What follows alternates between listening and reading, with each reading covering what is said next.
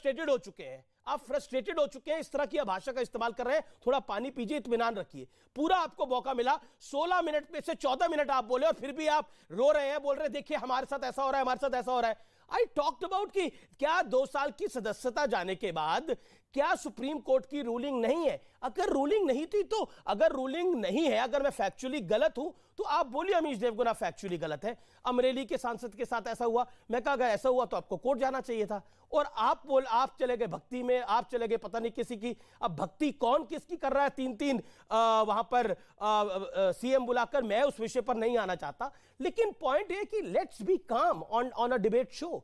It is not a fighting match. My humble submission to you, आप blame game करिए। आपको नहीं आप अमीश भाई नहीं एक second, you made your point. It's been 17 minutes. Sudhanshu Trivedi is waiting and Sunil Yadav is waiting. Sudhanshu Trivedi has to come now. Sudhanshu Trivedi, Congress का कहना है कि हम जा रहे हैं तो बीजेपी को तकलीफ हो रही है। अरुण जेटली जी ने जब डिफेमेशन का केस किया था अरविंद केजरीवाल पे, तब तो तकलीफ नहीं हुई थी। देखिए अमीश जी, सबसे पहले तो मुझे आकर अभी जो मैंने देखा कांग्रेस के प्रवक्ता की उग्र भाव भंगिमा, उसे देखकर मुझे बड़ा आश्चर्य हुआ।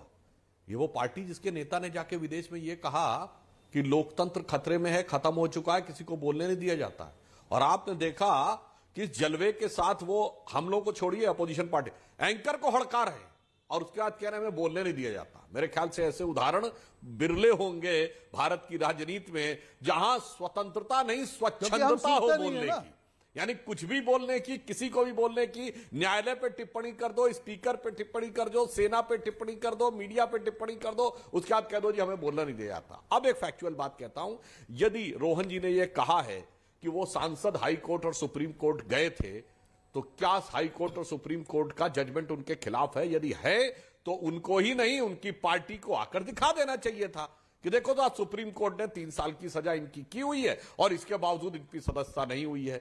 यदि ऐसा है, अन्यथा यह दुष्प्रचार नहीं करना चाहिए। और अगर फिर भी आपको लगता है स्पीकर को वो भेज देना चाहिए था, नहीं तो सुप्रीम कोर्ट पे कंटेम्प्ट में चले जाना चाहिए था।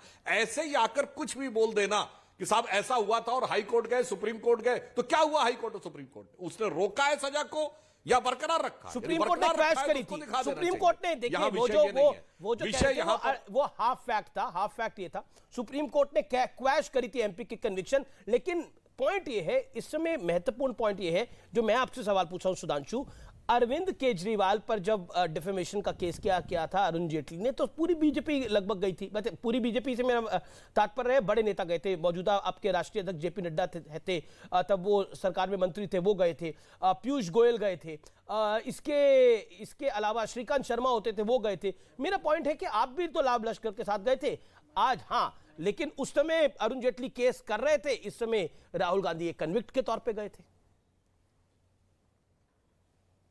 देखिए दोनों में फंडामेंटल अंतर है।